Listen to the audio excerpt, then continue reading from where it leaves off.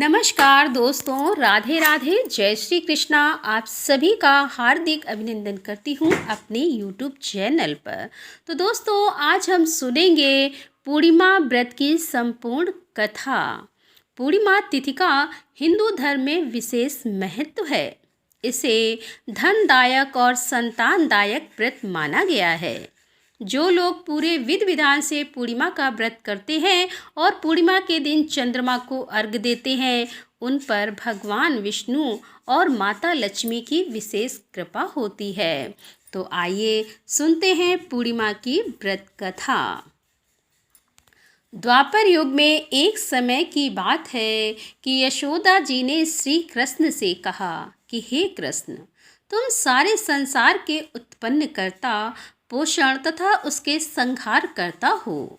आज कोई ऐसा व्रत मुझसे कहो जिसके करने से मृत्युलोक में स्त्रियों को विधवा होने का भय ना रहे तथा यह व्रत सभी मनुष्यों की मनोकामना पूर्ण करने वाला हो।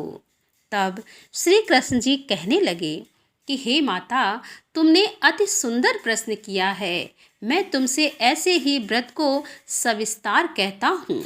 सौभाग्य की प्राप्ति के लिए स्त्रियों को 32 पूर्णिमाओं का व्रत करना चाहिए। इस व्रत को करने से स्त्रियों को सौभाग्य संपत्ति मिलती है। यह व्रत अचल सौभाग्य को देने वाला और भगवान शंकर के प्रति मनुष्य मात्र की भक्ति को बढ़ाने वाला है। यशोदा जी कहने लगी कि हे कृष्ण, सर्वप्रथम इस व्रत को मृत्युलोक में किसने किया था, इसके विषय में विस्तार पूर्वक मुझसे कहो। श्री कृष्ण जी कहने लगे कि इस भूमंडल पर एक अत्यंत प्रसिद्ध राजा चंद्रहास से पालित अनेक प्रकार के रत्नों से परिपूर्ण कातिका नाम की एक नगरी थी। वहाँ धनेश्वर नाम का एक ब्राह्मण था और इसकी स्त्री अति सुशील रूपवती थी। दोनों ही उस नगरी में बड़े प्रेम के साथ रहते थे। घर में धन धान आदि की कोई कमी नहीं थी। उनको एक सबसे बड़ा दुख था कि उनके कोई संतान नहीं थी, जिस वजह से वे बहुत दुखी रहते थे। एक दिन एक बड़ा तपस्वी योगी उस नगरी में आया। वह योगी बाकी सभी घरों से भिक्षा मांगकर भोजन किया करता था, लेकिन उस ब्राह्मण के घर से भिक्षा नहीं मांगता था। एक दिन योगी गंगा के किनारे भिक्षा मांगकर प्रेम पूर्वक खा रहा था कि धनेश्वर ने योगी को यह सब करते देख लिया। अपनी भिक्षा का अनादर से दुखी होकर धनेश्वर योगी से बोले, और सभी घरों से भिक्षा लेते हो परंतु मेरे घर की भिक्षा कभी भी नहीं लेते, इसका क्या कारण है? योगी कहने लगा कि आपके धर्म हमें इस बात की आज्ञा नहीं देते, क्योंकि अभी आप गृहस्थ जीवन में एक सुख से वंचित हैं। आपके घर संतान होने पर मैं आपके घर से भी भिक्षा स्वीकार कर लूँगा। उन्होंने कहा कि जिसे संतान नहीं, उसके घर से भिक्षा लेने से मेरे भी पतित हो जाने का भय है। धनेश्वर यह सब बात सुनकर बहुत दुखी हुआ और हाथ जोड़कर योगी के पैरों पर गिर पड़ा तथा दुखी मन से कहने लगा कि आप मुझे संतान प्राप्ति के उपाय बताएं। आप सर्वज्ञ हैं, मुझ पर अवश्य यह कृपा कीजिए। धन की मेरे घर में कोई कमी नहीं है, लेकिन मैं संतान ना होने के कारण अत्यंत दुखी हूँ। आप मेरे इस दुख का हरण कीजिए। यह सुनकर योगी कहने लगे कि तुम चंडी की आराधना करो। घर पहुंचकर उन्होंने यह सारी बात अपनी पत्नी को बताई और खुद वन में चले गए। वन में पहुंचकर उसने चंडी की आराधना की और उपवास किया। चंडी ने 16 दिन उसको सपने में दर्शन दिए और कहा कि हे धनेश्वर, जा, तेरे पुत्र होगा, लेकिन उसकी आयु सिर्फ 16 वर्ष की होगी। 16 वर्ष की आयु में ही उसकी मृत्यु हो जाएगी। अगर तुम दोनों स्त्री और पुरुष 32 पूर्णिमाओं को व्रत करोगे तो यह दीर्घायु हो जाएगा। जितनी तुम्हारी सामर्थ्य हो उतने आचे के दिए जलाकर शिव जी का पूजन करना, लेकिन पूर्णमासी 32 ही होनी चाहिए। सुबह होती है, तुम्हें इसी स्थान के पास एक आम का पेड़ दिखाई देगा। उस पर चढ़कर एक फल तोड़कर अपने घर चले जाना। अपनी स्त्री का इस बारे में बताना और सुबह स्नान होने के बाद वह स्वच्छ होकर शंकर जी का ध्यान करके उस फल को खा ले।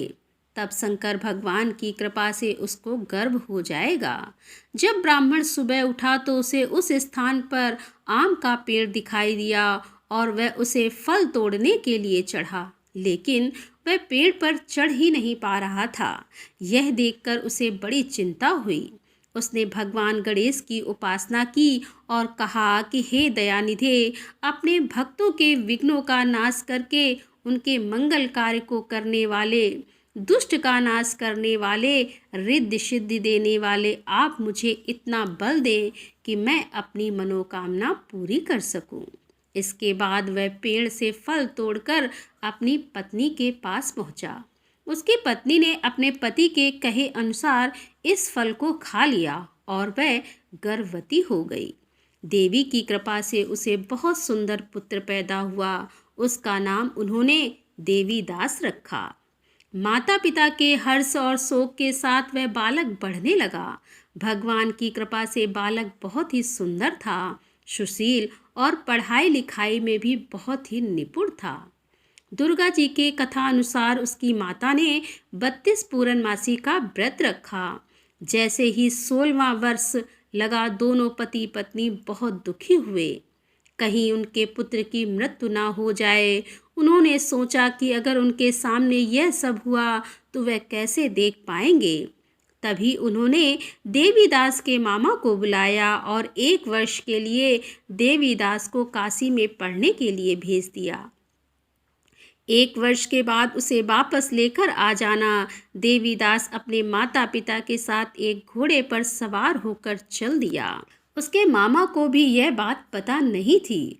दोनों पति पत्नी ने पूर्णमासी का व्रत पूरा किया। दूसरी तरफ मामा और भांजा दोनों रात गुजारने के लिए रास्ते में एक गांव में रुके। उस दिन उस गांव में ब्राह्मण की कन्या का विवाह होने वाला था।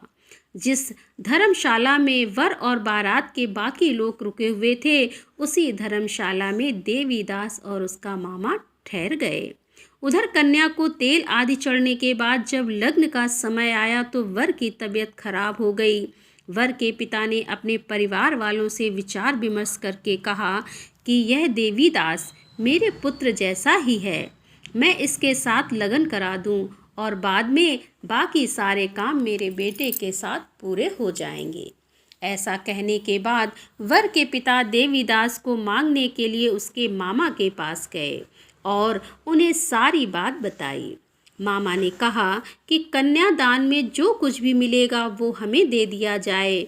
वर के पिता ने बात को स्वीकार कर ली।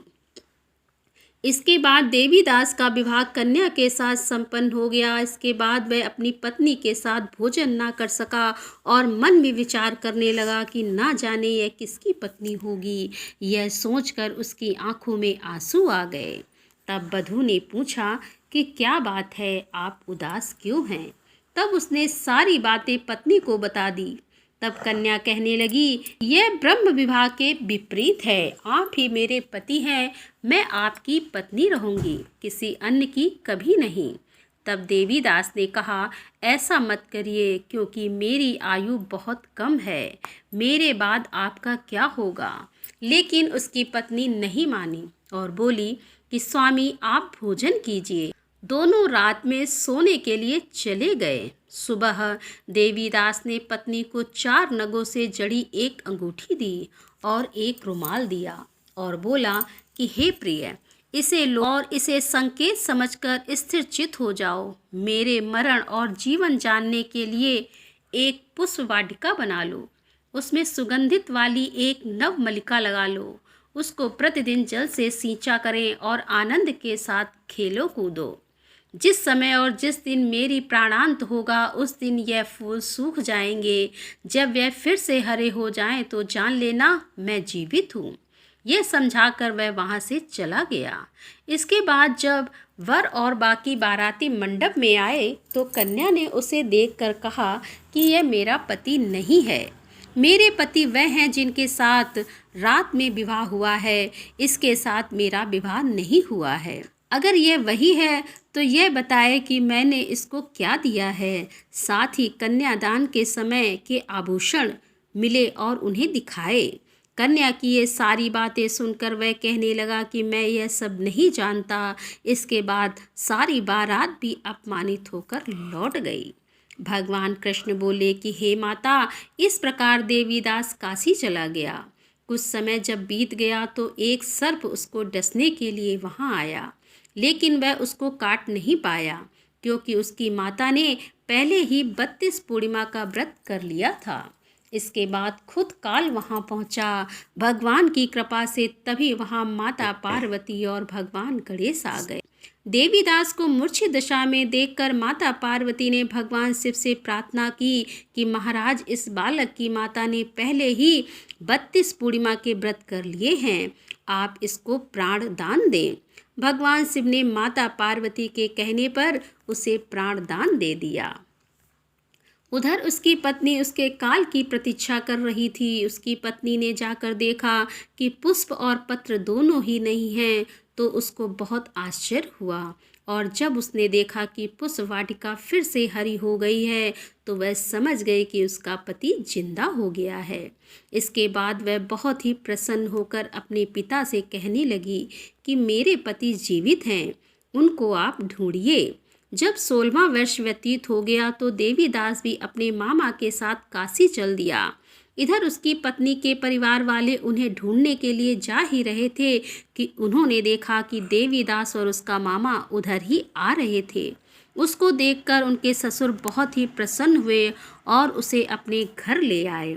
वहाँ सारा नगर इकट्ठा हो गया और कन्या ने भी उसे पहचान लिया। देवीदास ने इसके बाद अपनी पत्नी और मामा को लेकर वहाँ से चले दिए। उसके ससुर ने भी उसे बहुत धन और दहेज दिया। जब वह अपने घर की तरफ चल रहा था तो उसके माता पिता को लोगों ने खबर कर दी कि तुम्हारा पुत्र देवीदास अपनी पत्नी और मामा के साथ आ रहे हैं।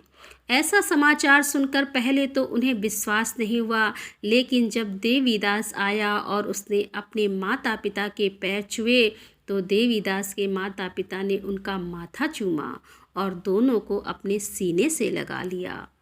दोनों के आने की खुशी में धनेश्वर ने बहुत दान दक्षिणा ब्राह्मणों को दी। श्री कृष्ण जी कहने लगे कि इस तरह धनेश्वर को 32 पूर्णिमा को व्रत के प्रभाव से संतान प्राप्त हुई। जो स्त्रियां इस व्रत को करती हैं वह जन्म जन्मांतरों तक वैधव्य का दुख नहीं भोगती और सदैव सौभाग्यवती रहती हैं। यह मेरा वचन है। यह व्रत संतान देने वाला और सभी मनोकामनाओं को पूरा करने वाला है। तो बोलो विष्णु भगवान की जय। तो दोस्तों, कैसी लगी आज की ये कथा? यदि कथा आपको पसंद आई हो तो वीडियो को लाइक करें, शेयर करें और हमारे चैनल पर यदि आप पहली बार आ रहे हैं और अभी तक आपने हमारे चैनल को सब्सक्राइब नहीं किया है तो कृपया हमारे चैनल को सब्सक्राइब कर लें। तो दोस्तों, मिलते हैं अगले वीडियो के साथ। तब तक के लिए राधे राधे, जय श्री कृष्णा, हर हर महादेव, जय भोलेनाथ की।